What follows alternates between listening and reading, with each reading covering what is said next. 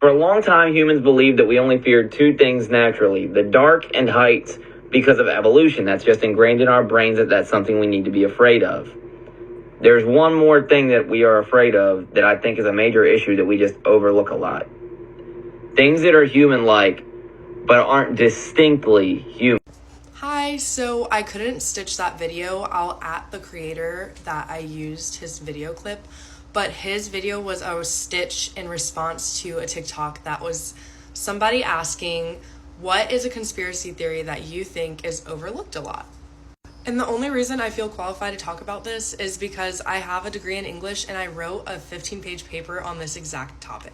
All right, I'm gonna start off by showing you some pictures and just take note of how you react to them. All right, so first up, we got just a normal baby doll. Next, we have a ventriloquist dummy. And lastly, we have an AI robot. So you probably noticed that your reaction to the dolls evoked a little bit more of an eerie feeling the more realistically human the doll looked.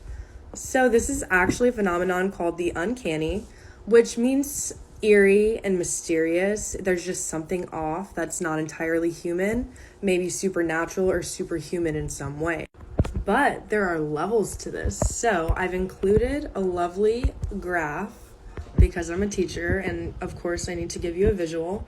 So we have the affinity and then we have the human likeliness. So an industrial robot, we know that's not human. That's not really gonna affect us that much and give us that creepy feeling, maybe a little bit. Toy robots, much less threatening than an industrial robot. And then we reach something called the uncanny valley.